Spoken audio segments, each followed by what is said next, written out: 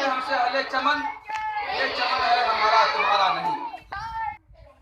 आजाद हिंदुस्तान के आजाद बाशिंदों, आज आजादी के नए बबूल बजाने के लिए 26 जनवरी यौम जमहूरिया का राष्ट्रीय त्योहार मनाने के लिए हम आप बैठे हैं।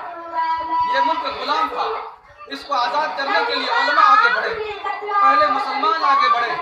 शाह वलीउल्लाह ने इसका खाका तैयार किया, शाह अब्दुल अजीज ने इस मुल्क का निशान बनाया, सैयद अहमद शहीद ने इसकी तहरीक चलाई, मौलाना महमूद हसन देवबंदी ने इसकी तहरीक से राब्ता कायम किया और इस मुल्क को अंग्रेजों के चंगुल से आजाद करने की तहरीक कायम की, जिसकी डांडे हिंदुस्तान से लेकर इस्तांबुल तक मिला दिए गए। और इस मुल्क को आजाद करने के लिए 1947 नहीं बल्कि 1830 से तहरीक चलाई गई।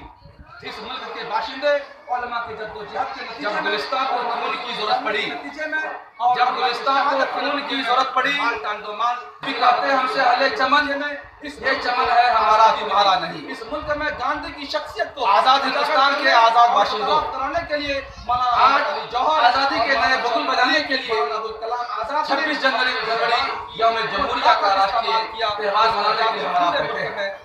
ये मुल्क गुलाम था, इसको आजाद करने के लिए उलमा आगे बढ़े, पहले मुसलमान आगे बढ़े।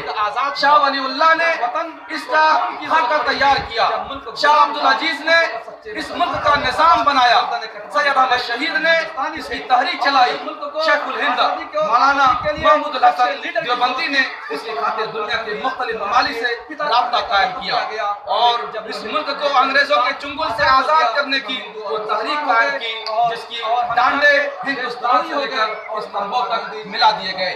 और इस मुल्क को आजाद करने के लिए 1947 नहीं बल्कि 1830 से तहरीक चलाई गई और इस मुल्क के बाशिंदे उलमा की जद्दोजहद के नतीजे में, उलमा के सही चलने के नतीजे में और उलमा की शहादत के नतीजे में, माल टांगो माल पिछला वतन के जाने के नतीजे में इस मुल्क को आजादी मिली। इस मुल्क में गांधी की शख्सियत को उजागर करने और मुतरफ कराने के लिए मौलाना मोहम्मद अली जौहर और मौलाना शौकत अली, मौलाना अबुल कलाम आजाद ने अपनी जुबान की वो ताकत इस्तेमाल किया जिसका जादू पूरे मुल्क में चला और सिक्का बरतानिया की हुकूमत ने तस्लीम किया। ये वो जद्दोजहद है जिससे मुल्क आजाद हुआ। जब वतन को खून की जरूरत पड़ी थी, जब मुल्क गुलाम था, उस वक्त सच्चे मुसलमान और वफादार गर्दनें कटवाने वाले हम हिंदुस्तानी थे।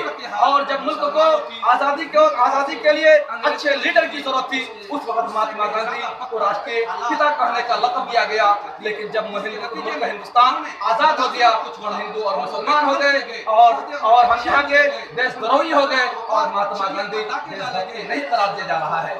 हालांकि जब मुल्क गुलाम था, उस वक्त हम सच्चे मुसलमान कहलाते थे। किसका है इस मुल्क को अगवा किसने किया, इस मुल्क पर किसने डाका डाला, वो कौन सी फिरका वाराना ताकत है, फस्ताई ताकतें हैं जिन ताकतों ने अक़लियतों के साथ जुल्म किया, अक़लियतों के हुकूक मारे और ये खूनी हुकूमत खून की होलियां खेलना चाहते हैं। खासतौर पर मुसलमान को निशाना बनाया गया। कोई एक जख्म हो तो जिसका तस्करा किया जाए। मसला सिर्फ राइट टू एजुकेशन का नहीं है, मसला सिर्फ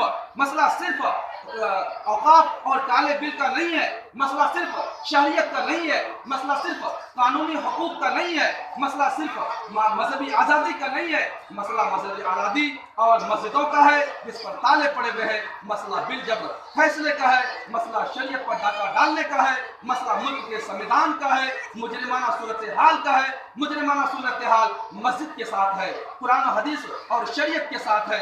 नबी करीम सल्लल्लाहु अलैहि वसल्लम के नामूस पर हमला करने का जुर्म है। इस मुल्क को हर कोई लहूलुहान करना चाहता है और जख्मी किया जा रहा है। इस मुल्क के संविधान को खत्म कर फस्ताई ताकतों का शिकार और गुलाम बना देना चाहता है। ये जुर्म किसका है? ये मुजरिम, ये हुकूमत, ये मुजरिम इंतजामिया हुकूमत, ये बैनुल अक़वामी दरिंदों से, मुजरिमों से दोस्ती रचा करके दगाबाजी और अयारी कर रहा है। अपना बयानात बदल कर लोगों को बेवकूफ़ बना रहा है, इस मुल्क को बर्बाद कर रहा है। RSS के इमाम पर डिक्टेटर राज कायम करना चाहती है। मुसलमानों घबराओ नहीं, ये कोई नई बात नहीं है। क्या वो हमारे ईमान को छीन सकता है? आसमान अल्लाह का, जमीन अल्लाह का, अल्लाह की। वो अल्लाह हिंदू का रब, वो अल्लाह मुसलमानों का रब, वो अल्लाह ईसाई का रब, वो अल्लाह सारी इंसानियत का रब और पालनहार है। वो अल्लाह अल्लाह परमेश्वर ताकत मुतलक है, बादशाहत उसकी, कानून उसका, इंसान चाहे किसी भी धर्म से ताल्लुक रखते हो उसका बनाया हुआ है। हमारे हमारे तुम्हारे इस अकीदे को मुसलमानों कोई ताकत छीन नहीं सकती है। अंतिम संदेशा प्रोफेट मोहम्मद सल्लल्लाहु अलैहि वसल्लम सारे सारे सारे लोगों के, सारे दुनिया वालों के नबी हैं। हिंदू के नबी, मुसलमानों के नबी, ईसाइयों के नबी। तुमने माना कि हिदायत उसके बगैर कोई दूसरे रास्ते से नहीं मिल सकती। क्या तुम्हारे इस अकीदे को कोई ताकत छीन सकती है? अगर तुमने माना कुरान बरहक है, उसके कवानीन बरहक है, उसके उसूल ज़ाब्ते बरहक है, क्या तुम्हारे इस अकीदे को कोई छीन सकता है? मोहतरम दोस्तों, वक्त के अबू जहल ने, वक्त के नमरूद ने, वक्त के फिरौन ने हमारी इस ताकत को नहीं छीन सका। दुनिया ने बार बार आजमाया, जालिम बादशाहों ने, काफिरों ने, अबू जहल ने, फिरौन ने, सारे लोगों ने हमारी इस ताकत को नहीं छीन सका। हम जान दे देंगे लेकिन ईमान हम नहीं गवाएंगे। जिस तरीके से इस धरती पर जालिमों ने जुल्म किया और एक दिन ऐसा आया कि मजलूमों की ताकतें उठ खड़ी हुई, गांव गांव में, करिया करिया में, शहर शहर में ईमान की गर्मी से और रूहानी कुव्वतों से उन ताकतों को रोंद कर रख दिया। हम उसी की औलाद हैं। ऐ मुसलमानों, उठो और तय कर लो, हम भी उठेंगे।